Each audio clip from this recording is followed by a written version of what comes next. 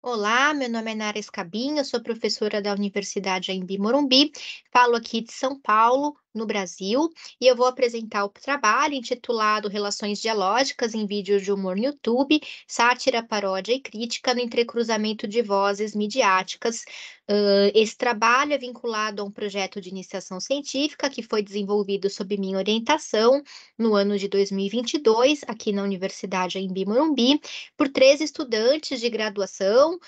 do curso de jornalismo. Atualmente alguns deles já estão inclusive graduados, né, esses estudantes,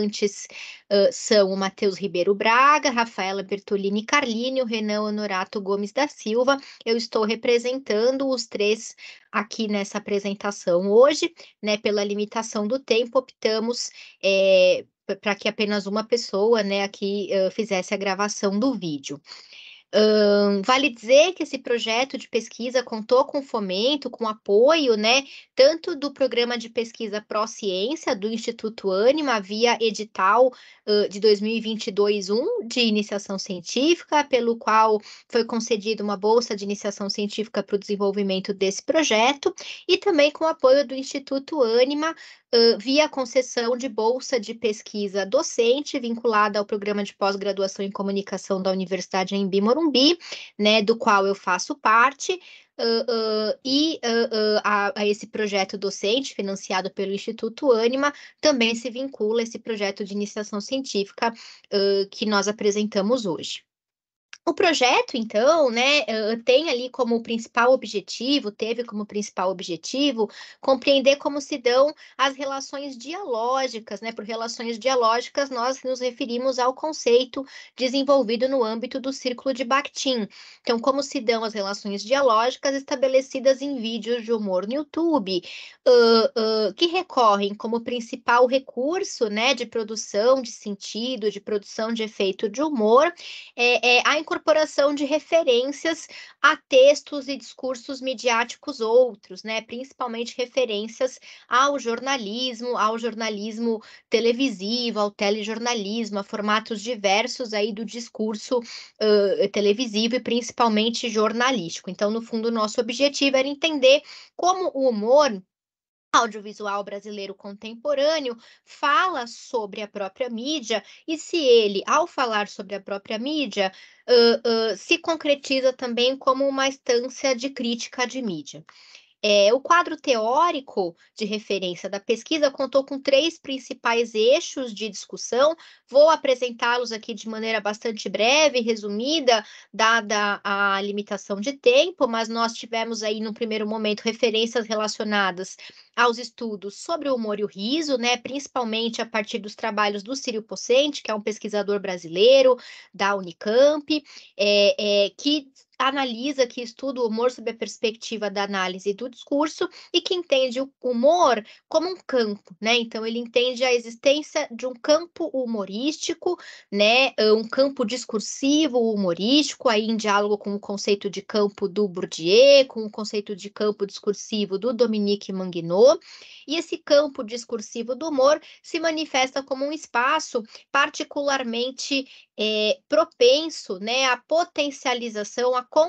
condensação, à intensificação de discursos, de disputas discursivas transversais à sociedade, né? Nós também trabalhamos com a perspectiva, como eu já citei anteriormente, do chamado Círculo de Bakhtin, especialmente a partir da noção de dialogismo discursivo, não é?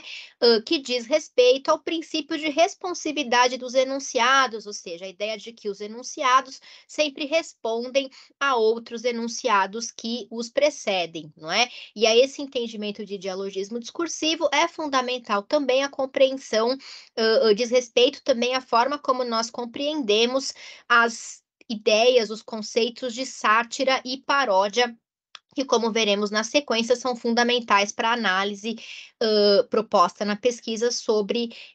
vídeos de humor. E, por fim, nós também consideramos aqui um olhar para a dimensão da circulação cultural de objetos humorísticos a partir da perspectiva dos estudos culturais, não é, que apontam, e aí nós nos referimos principalmente à leitura feita pela Ana Carolina Scostegui, uma pesquisadora brasileira, comentadora, sobretudo da obra do Richard Johnson, além de outros autores dos estudos culturais. Então, essa leitura aponta que, para que nós possamos entender os processos de produção de sentido na cultura midiática, não é o suficiente olhar apenas para os textos midiáticos, né, ou para essa dimensão do conteúdo, para a dimensão mais interna dos textos midiáticos, é preciso olhar também para os seus lugares de produção, para os seus lugares de recepção e para a sua circulação, porque os sentidos midiáticos são produzidos, negociados, tensionados, disputados, ressignificados em todos esses lugares ou momentos do circuito da cultura. O nosso objeto empírico foi construído por 3 eixos de análise, cada um correspondente a um produto humorístico audiovisual e cada um analisado por um dos estudantes de graduação vinculados ao projeto. O primeiro eixo diz respeito ao programa Greg News, da HBO Brasil, embora ele seja produzido pela HBO Brasil e exibido também, né, pela TV, ele é também disponibilizado via YouTube, por isso ele entrou no nosso recorte. É um programa apresentado pelo humorista Gregório do Vivier. É um exemplo clássico do que tem sido chamado, aí com exemplos em vários países, de jornalismo satírico, não é? São programas de humor feitos por comediantes, que até têm uma função informativa, são programas que se colocam na fronteira entre jornalismo e humor, embora feitos por comediantes, e que incorporam, né, várias referências ao estilo, né, a discursividade do telejornalismo por meio do figurino do apresentador, da bancada, do cenário, né, e também de alguns recursos informativos utilizados. Então, aqui no caso, o Gregório do Vivier sempre faz, né, ao apresentar o Greg News, questão de explicar as fontes das informações, né, de onde as informações que ele está apresentando ao público vieram. Então, há aí uma preocupação, né, com a clareza quanto às fontes e uma preocupação também com a referencialidade daquilo que ele está apresentando, que é bastante característica do jornalismo. O segundo eixo do nosso objeto empírico diz respeito à série Polêmica da Semana, do canal Porta dos Fundos. É uma série com alguns episódios que faz referência a programas de debate televisivos bastante comuns recentemente na TV brasileira, né, que ganharam força, sobretudo durante a pandemia e durante o governo de extrema-direita do ex-presidente Jair Bolsonaro, que são programas que trazem 2 debatedores, representantes ali de polos opostos, né, no debate público, para falar de um tema dado. Não é? E nesses programas, com frequência, esses 2 comentadores que estão postos ali em posição de igualdade, porque eles são colocados para discutir, né, sobre um tema como supostamente referências naquele tema, nem sempre apresentam a mesma qualificação, a mesma legitimidade. É frequente que um deles seja um especialista, um pesquisador, uma autoridade no assunto, e o outro seja alguém que fala a partir de considerações mais do senso comum, né, não raro alguém ligado a posições negacionistas no debate, ou mesmo posições extremistas, posições de extrema-direita, posições revisionistas, e vai ser exatamente esse expediente jornalístico, né, que vai servir de ponto de partida aqui para os vídeos da série Polêmica da Semana do Porta dos Fundos, que vale dizer, é um dos principais grupos, né, responsáveis pela produção humorística brasileira hoje. Tem um canal no YouTube que é um dos maiores entre a produção de humor no Brasil. E, por fim, como terceiro eixo aqui do objeto empírico, o programa Choque de Cultura, produzido pela TV Quase, também uma produtora bastante importante no cenário humorístico brasileiro. Choque de Cultura é um programa que tem como subtítulo, né, ali, Choque de Cultura com os maiores nomes do transporte alternativo, porque ele é um programa que simula uma mesa redonda, né,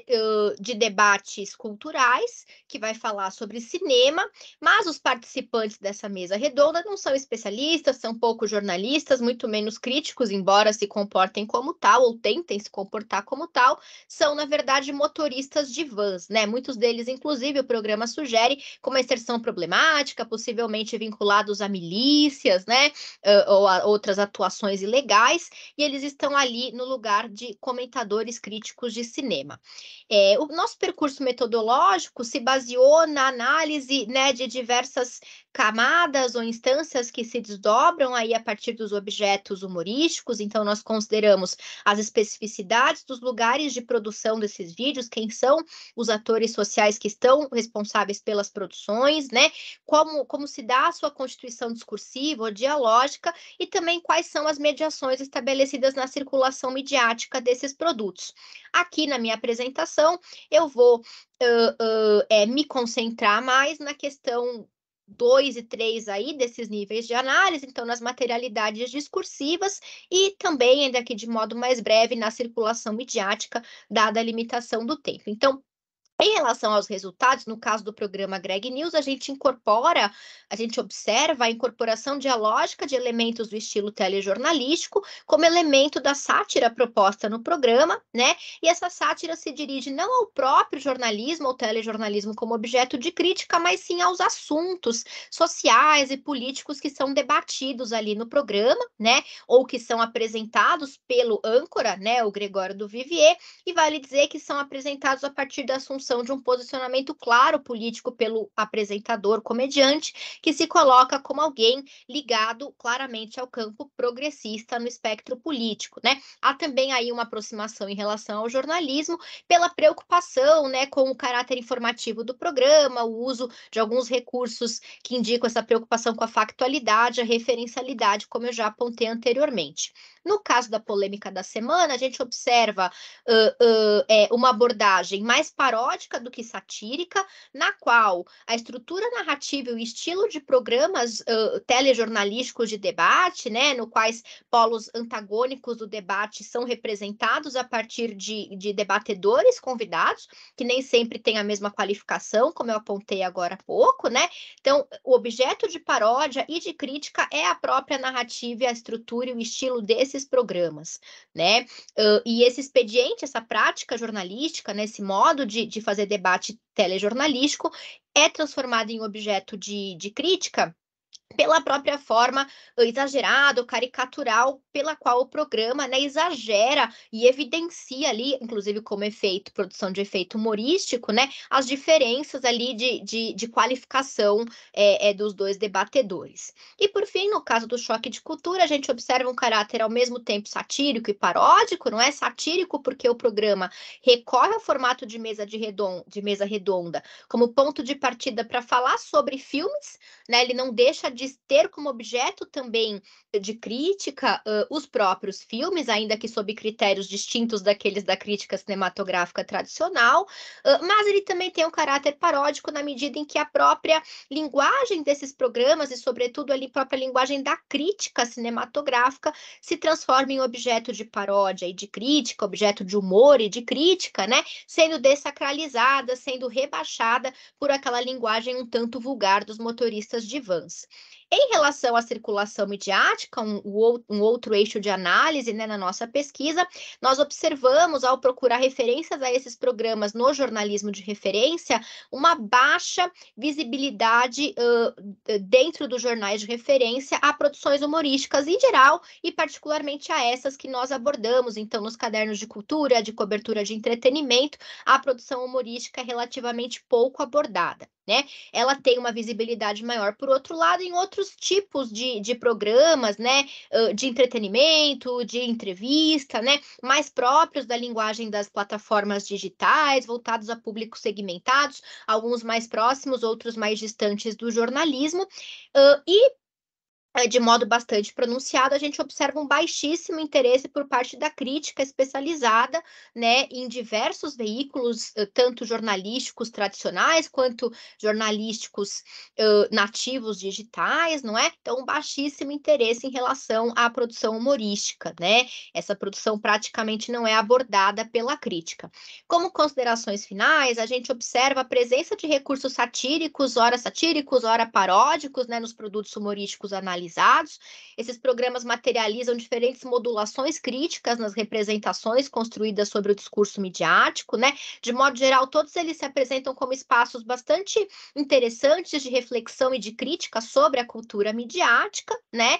Sobretudo em relação ao jornalismo, né? Embora haja um baixo interesse da própria crítica, né?